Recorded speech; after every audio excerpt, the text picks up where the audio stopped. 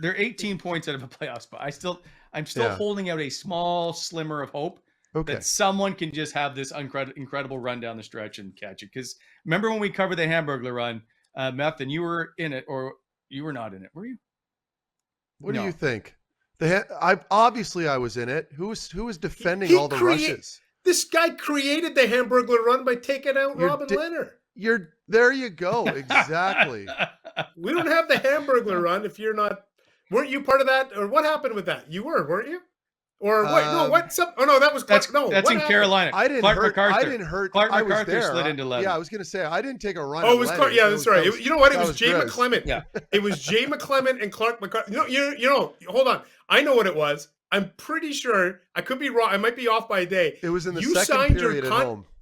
You signed your contract extension in and around the same time as the day Robin Leonard got knocked out. I think. Wow. Memories. You remember you signed that 4-year deal?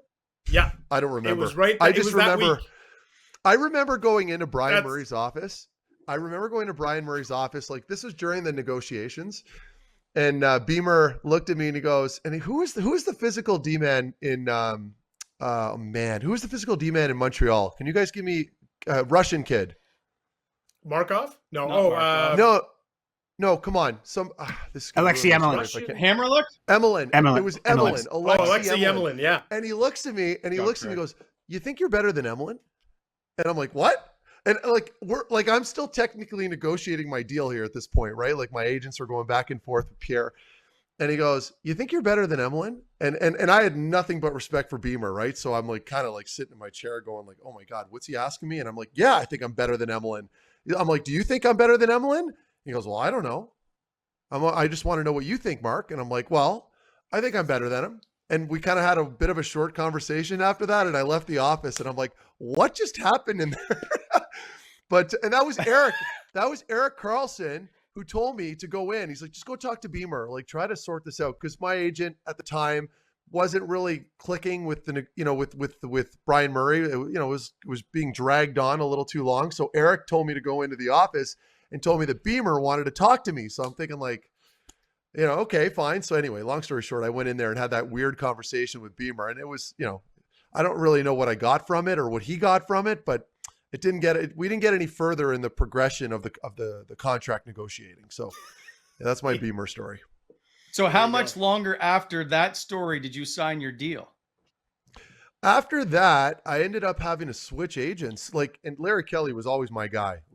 But for whatever reason, Larry and Beemer never really saw eye to eye. And Ottawa negotiated really hard, right? They always wanted to maximize everything, and they're not just going to hand out money, obviously. But shortly after that, I ended up going from Larry Kelly to Mike Liut. And Mike Liut just kind of calmed the waters a little more because I think he was more of like a neutral guy to talk to, right? Because Larry and Brian always butt heads over deals.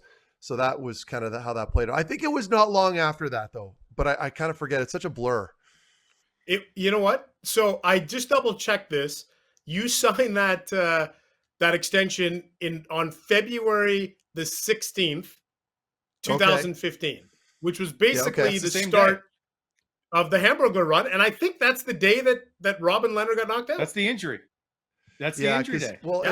and I hadn't been playing. So leading up to that, I had this weird back thing going on, and it could have been stress induced. I don't even know, but I had the worst sciatic pain, and I wasn't playing. So the team was losing a lot, but I was not playing. So, obviously our top pairing was broken up because I was injured, and then obviously signed the deal, and I come back, and I think that kind of helped out a little bit too.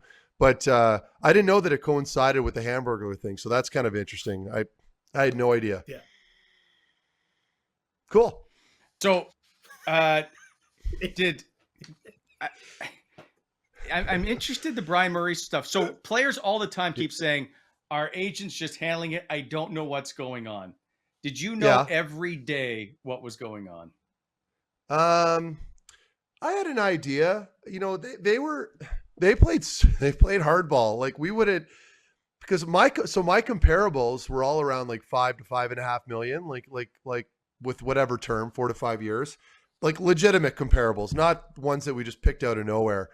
And Ottawa never wanted to budge from like 4.2 or whatever it was, and I know people watching this, and it's hard to sympathize with an athlete when we're talking numbers like this, but it's just the business. And so but that's the market. Yeah, exactly. It's the market. And yeah, so they played so hard, and that stressed me out to no end, because I just wanted to get this deal done so I could go back to focusing on playing. But it was such a huge distraction. And, eventually I think we got close to 5, but then they didn't want to go 5 years. They wanted to go 4. And my agent, my agents did not want me to sign that deal. They wanted me to go to free agency and likely get moved and sign. I know there were a few teams, I forget exactly which ones, that were willing to throw what I initially wanted my way, likely into the summer, right? Or rather, when I would land there, I'd probably sign. But in the end, I'm like, I wanted to play at home. And when you see that carrot dangling in front of your face, like, I'm not a Drake Batherson or Brady Tkachuk. I don't have the nuts to kind of hang on like that and play, Russian roulette with a contract. You see those numbers when you're a stay-at-home D-man and you just want to sign it. So I signed it against my agent's wishes, but then in the end, it worked out well because I love my time in Ottawa. You know what's interesting too is I think. What's that, Ian? Oh, yes. No, sorry. Answer Wally's question first. Okay. Do I have? How much more did your agents? Yeah. Well, they wanted. How much more did your agents ask for? They wanted me at 5.5, and the Sens, I think, they were playing hardball around 4.5. Like when we got deep into the negotiating, they were at 4.5, and then absolutely no chance for whatever reason that Ottawa did not want to go over 4.9. Like it couldn't be.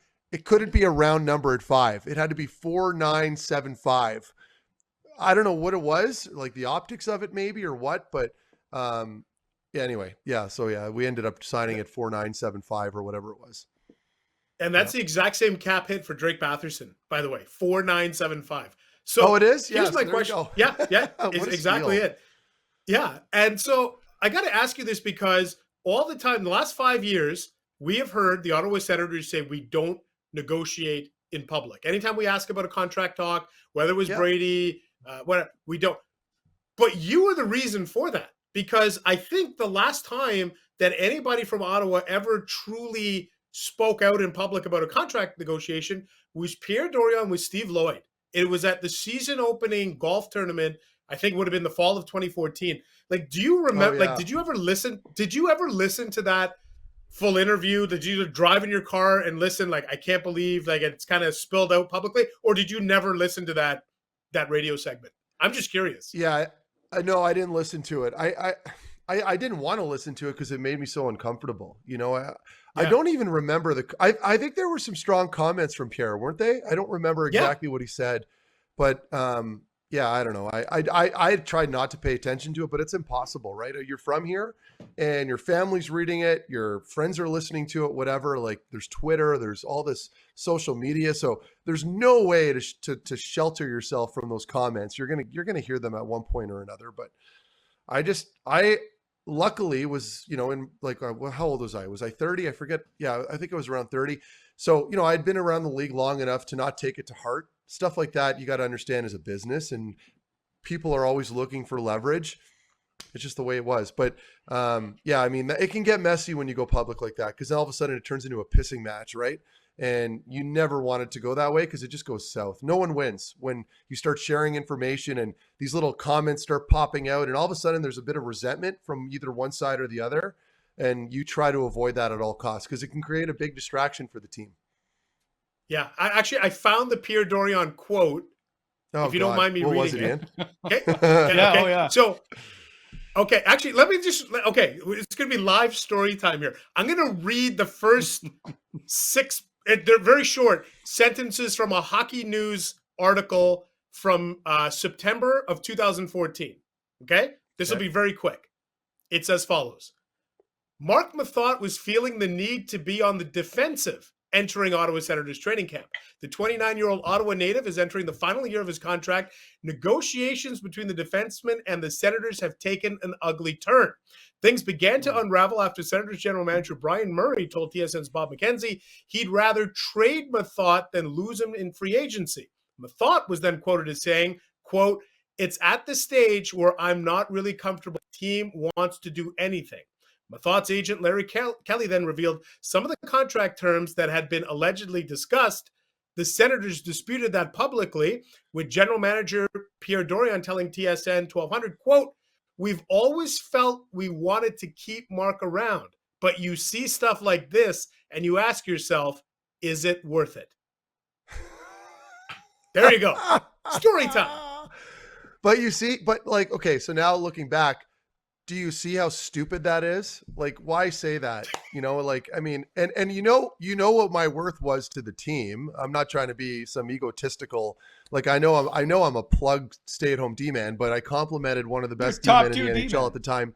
Yeah. So, I mean, it's like, you know, but that's part of it, right? And I don't blame necessarily Pierre or Beemer, of course. I loved both of them when I played there. There was no issues there. But, you know, they're obviously working with numbers, and the ownership has a say as well, and they're going to have control on that. And maybe Eugene was just like, nope, we're not giving him this much. This is how much I want to give him. And so they're having to parrot that and control it. And but forgetting about all the comments and quotes, because you're reading that to me and it kind of pisses me off, but I'm retired. I got to remind myself that.